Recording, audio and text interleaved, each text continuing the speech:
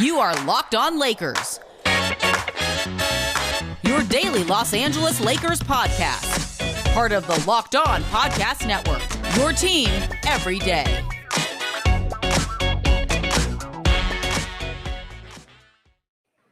Hey, everybody. Welcome to Locked On Lakers for Thursday. Brian Kamenetzky and Andy Kamenetzky want to let you know that today's episode brought to you by Michelob Ultra. At only 2.6 carbs and 95 calories, it's only worth it if you enjoy it. Stay tuned for the Ultra Moment segment coming up later in the episode. Want to let you know that tomorrow, Andy Rangula, Lakers Twitter favorite, is going to be joining the show. That's going to be a ton of fun. We'll talk to him following Game 2 of the NBA Finals and catch up on all the Lakers stuff. Spotify Green Room, Friday, noon Pacific. And I want to let everybody know, remind people to subscribe to Locked On Lakers on YouTube. We're making some progress here, Andy. The station.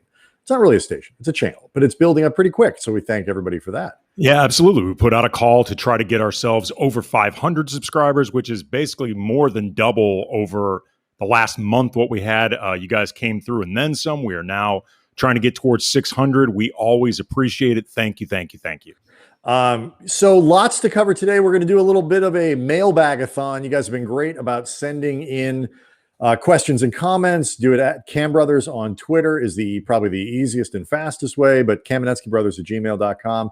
And of course, you can leave a 5-star review with a question attached to it and get your question read in a mailbag segment, as you will see in this episode.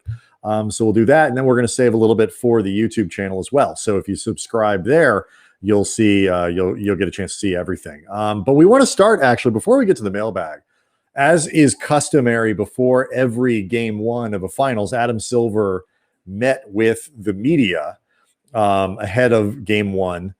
And it was kind of revelatory in two ways. I thought two big things stuck out. The first one is he basically conceded, look, the goal was to just get through this thing. We had a lot of financial interests on both sides, players and the league, that just kind of needed to get taken care of to avoid really long-term damage to the league.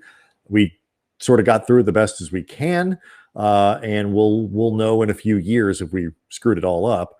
And then the second one, he talked about injuries and admitted that, you know, the compressed schedule and the demands that mental and physical played into some of the injury issues that we saw over the course of the year. I thought both, Andy, were interesting. I'm not sure where you want to start. Well, I mean, just the idea that he acknowledged really what all these players have been going through, you know, especially the physical and mental, or the mental side of it, the mental and emotional, I was going to say, because, you know, certain things that they did this season, in particular, having the All-Star game, when the players seemed very much under the impression at the beginning of the season that wasn't going to happen. And like we talked about a lot during that period, the biggest issue wasn't really the idea of risking injury. Injuries don't take place because I think most guys understand that they are here just to entertain the folks. And there's a certain understanding about what you do and what you don't do. And like you said, people are pacing themselves. But from a mental standpoint, everybody needed a break. LeBron, as he is often want to do, made it perfectly clear. I don't like this at all. Like, I'm going to be there, but I'm giving double middle fingers while I'm there through my body language, which I think was accomplished.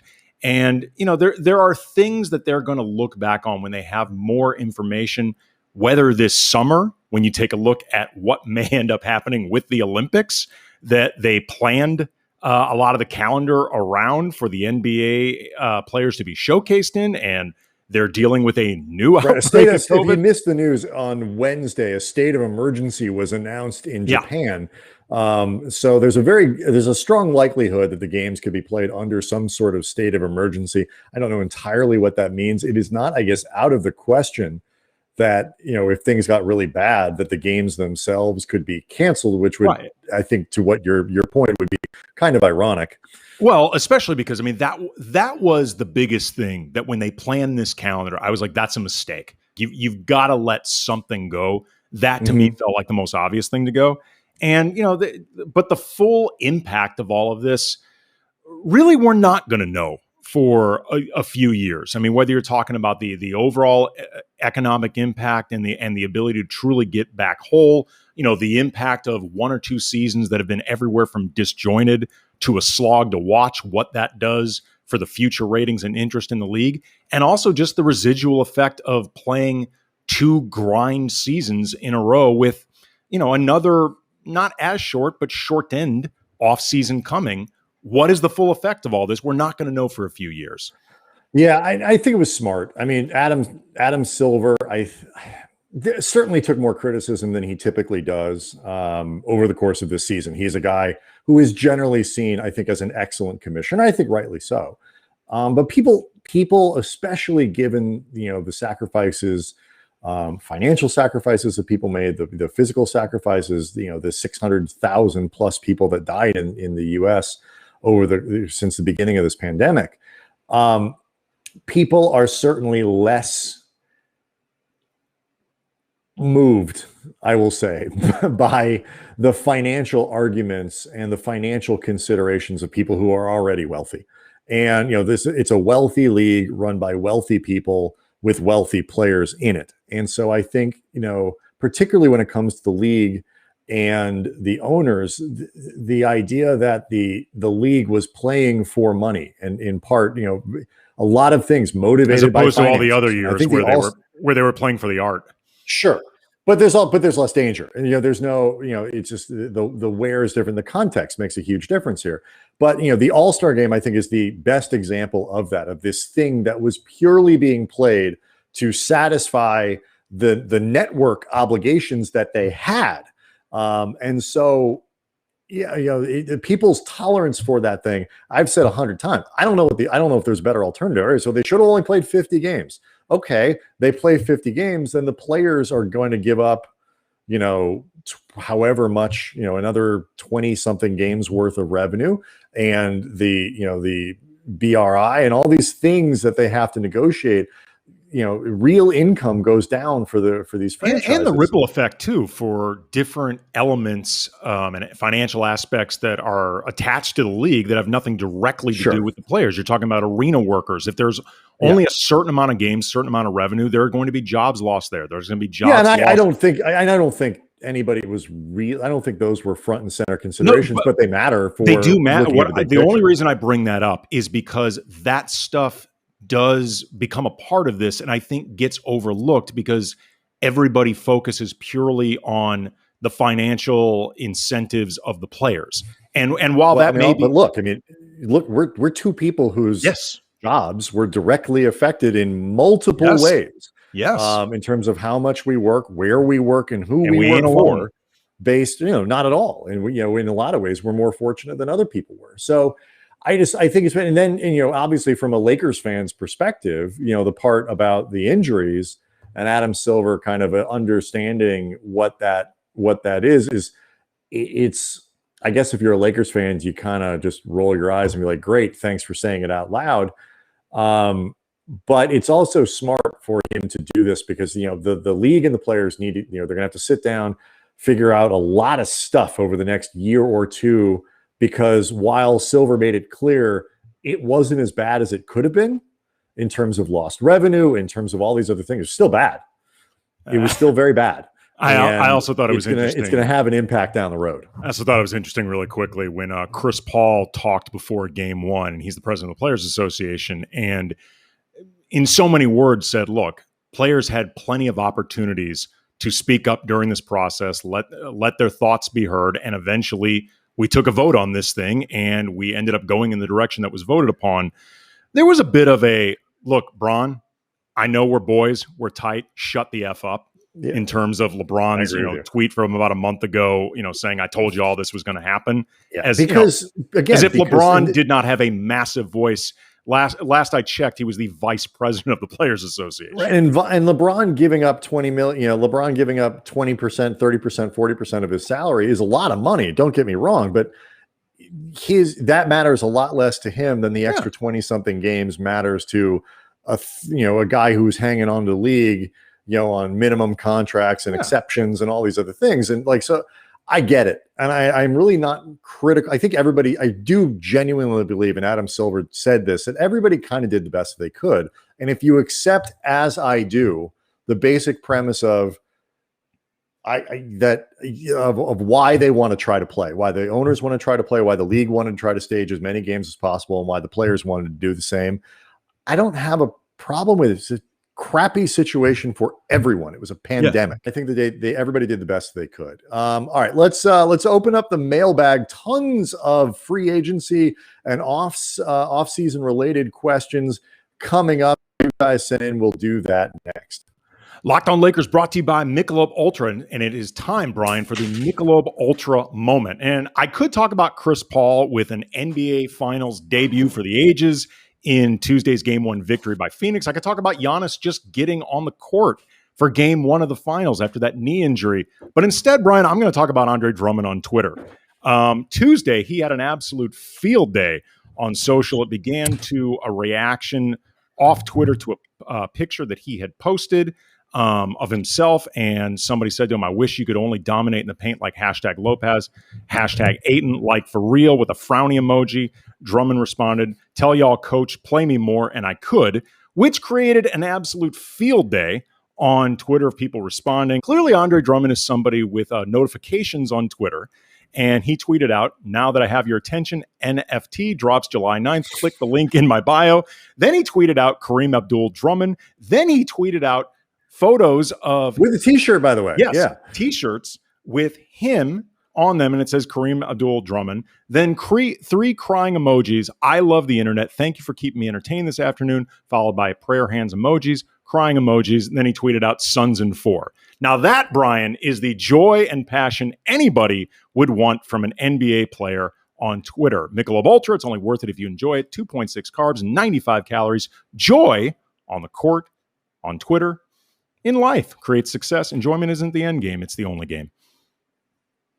I basically went in that over the course of the day from, "Oh my God, Andre Drummond, F that guy. to, oh my God, Andre Drummond, they have to give him the max." Yeah. Me too. His performance on Twitter on Wednesday was superlative. And so I think that was well earned. All right, let's get into the mailbag, Andy. Lots of great stuff to cover today. Thank you guys for sending all of the questions in. Again, at Cam Brothers on Twitter, KamenetzkyBrothers@gmail.com. And then obviously with a 5-star review, you are guaranteed to have your question responded to. Absolutely. 5-star review on iTunes. Again, you can crap on us all you want. Oh, yeah. If you leave a 5-star review on the show page, we will read it. We will. Algorithms. That's right. This one, we'll start with this one because it's kind of a framer of really the entire conversation that we're going to have between now and the end of free agency. This comes from Kat Lynn at Vision to Cat. Will Pelinka, meaning Rob Pelinka, make a bunch of moves or run this team back? Which do you side with? I mean, I side with making a bunch of moves where it's possible. It gives you the most options. I don't know if there will ultimately be a side that you can take, because there's going to be limitations in a lot of way with either approach. Like Rob Pelinka, unless he really does some outstanding exec work, and he has, in our estimation, done it in the past before us, so I'm not going to count it out, but he's got a tough job this offseason. He does not have a lot of flexibility to do it with. Yeah, I think where obviously you're not going to see a lot of movement at the top of the roster. It's still going to be a LeBron AD team. I think that, a lot of the core of, KCP, I think will be back and all that. So but the depth on this team, I don't think they're going to run it back. I don't think you're going to see Markieff Morris. I don't think you're going to see some of those guys who are kind of the 6 through 8, 5 through 8. And I think there could be a trade. I think they will try hard to maybe move Kuzma, maybe move KCP as well. And the big thing, Andy, is whether or not they bring back Schroeder, because if you don't, that creates a huge ripple effect. How much they're able to re-sign their own guys, Schroeder, KCP, Caruso.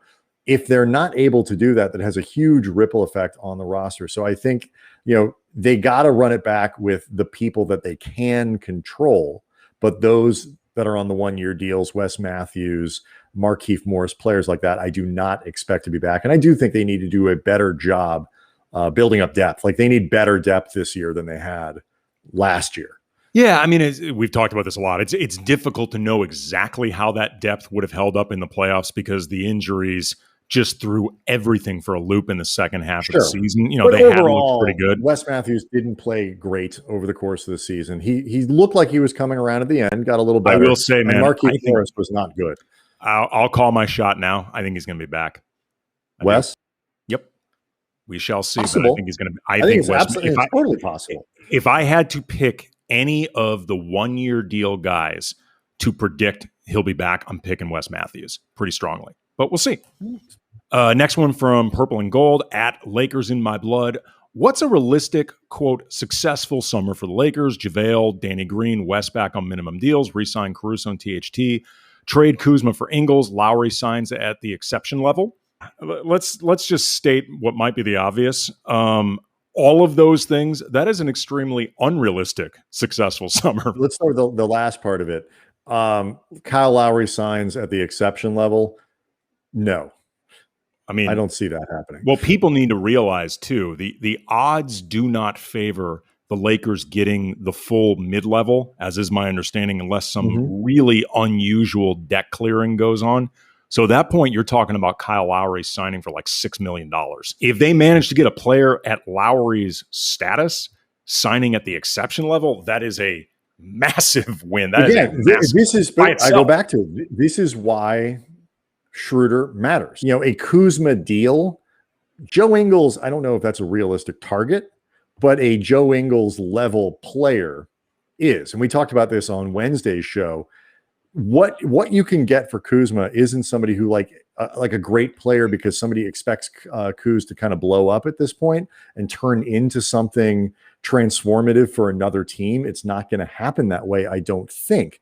But what you can get is like, Kuz does this for us. He's turned into a decent defender. He's a little younger. He's a little checks some boxes for a team, and they can send a player back who is flawed, whether that is a guy like Joe Ingles who has some shortcomings. Again, not Joe Ingles literally, because I think he's too valuable for Utah. I was going to say, I think he's better than Kuzma. He's much better than Kuz. But a guy who you can look at and say, he's a good player, but he doesn't do these two things that we need well enough. And so we're going to swap that out. That's what you're going to end up getting. But I think if you can re-sign Caruso and THT, to Purple and Gold's point, I think that's critical. If you can bring back some combination of whether it's Wes, I think Danny Green actually might get a look from the Lakers. I think Dwight Howard could get a look from the Lakers. I think JaVale will get a look from the Lakers over the course of the offseason. If you can improve the depth at the back end of the roster, 8 through 12, and keep your own free agents, that's a successful summer to me. Today on the road to the finals, our NBA playoffs coverage is, as always, brought to you by Michelob Ultra. It's only worth it if you enjoy it. And at 2.6 carbs, 95 calories, we can all enjoy the games a little more this season. One more. This one from Jim Joes, who sent us questions before at KamenetzkyBrothers@gmail.com. That's that's our Gmail account. I like this one. Assuming Drummond and Dennis leave, should the Lakers start Kuzma and allow LeBron to go back to the point guard full time? And in a sense, make LeBron a third scoring option, at least during the regular season. The idea being you kind of let LeBron rest, you take some of the load away from him and stuff like that. Well, I mean, the presumption in this question is that Kuzma would be that second option. And I just don't think he's good enough to do that. Like, I understand what Jim Joes is saying, that asking LeBron to score 25 a night, play, make, defend at a high level during his 19th season sounds taxing, but you still need the right person to do that.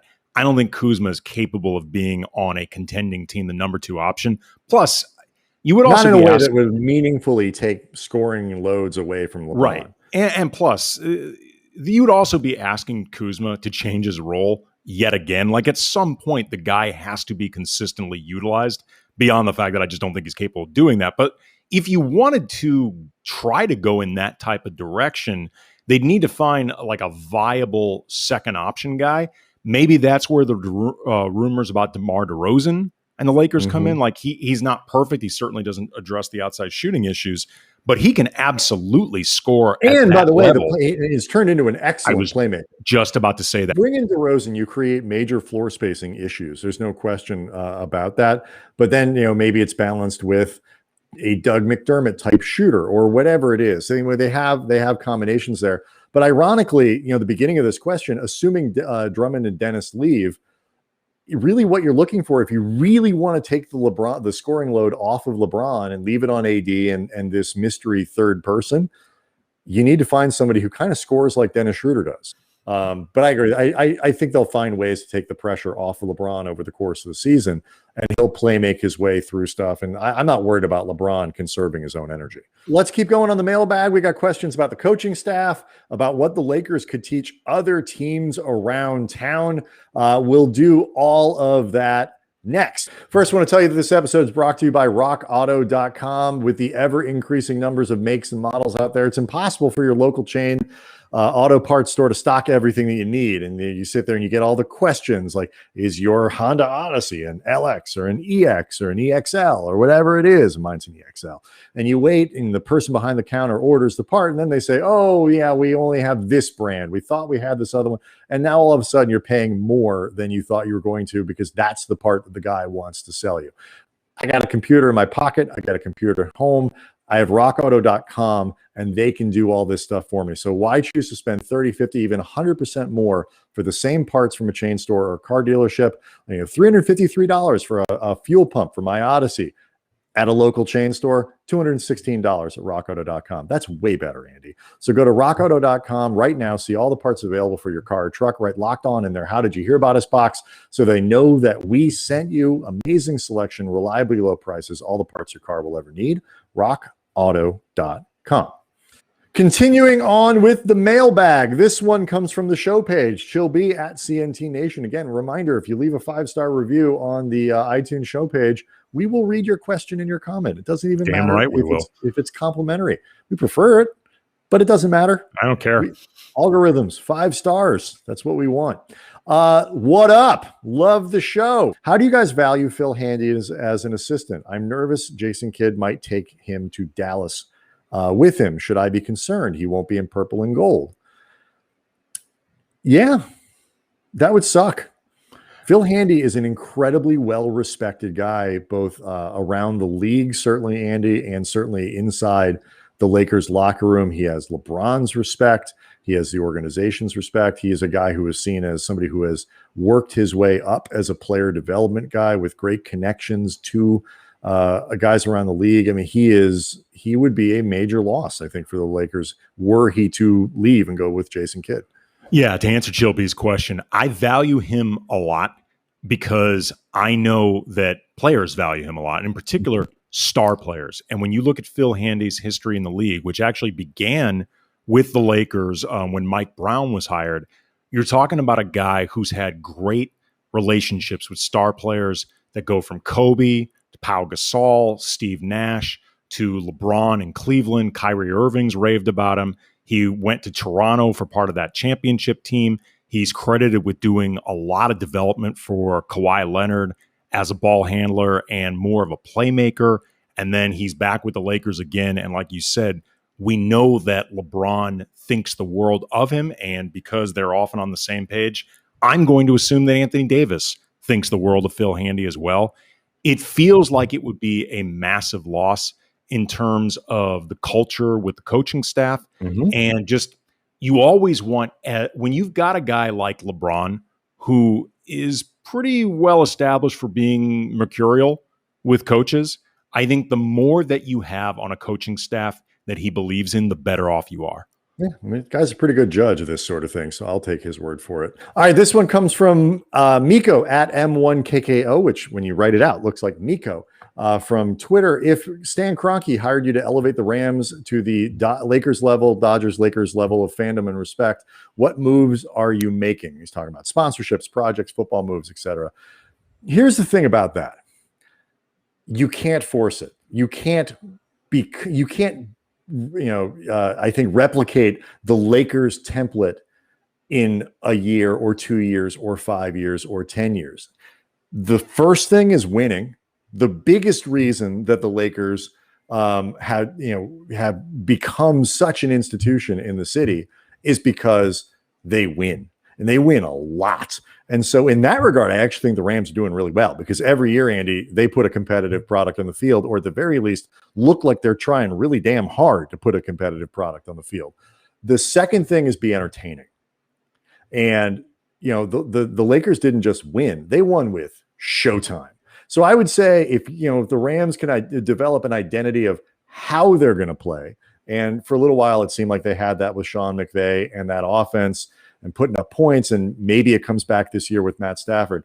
So win a lot, have some personality. And then the other thing I would copy from the Lakers is, how do you treat your city? How do you treat your stars? How do you treat your fans? And in that regard, the Lakers have always been spot on perfect. They know how to put on an event better than anybody. That ring ceremony we saw this year under like horrible circumstances, trying to figure out how to make that cool with nobody there, was awesome. All that stuff, like the Lakers are spot on with that stuff. So those are the things that I would try to do, with the understanding that it's going to take time, and it is all predicated on winning. Yeah, it's definitely going to take time. And what you can't do is try to steamroll the process through a lot of flashiness, or, you want to make the effort, but you don't want to look like you're efforting. And if you want an example, look at the previous 2 years with the Clippers, and the street lights, not spotlights,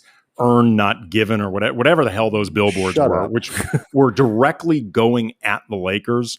And it really blew up in their faces, not just because they didn't win a championship, but because they were a premier free agent destination that two star players forced themselves to. You are no longer the little engine that could at that point. And it was silly. And to their credit, the Rams do not pretend after they move into their $17 billion stadium and all that stuff that they are a little engine that could. Sure. But I'm just saying, you have to put in the effort, but the effort has to be organic, and it can't feel like you're telling people how to feel about your team. You just want to make them feel a certain way.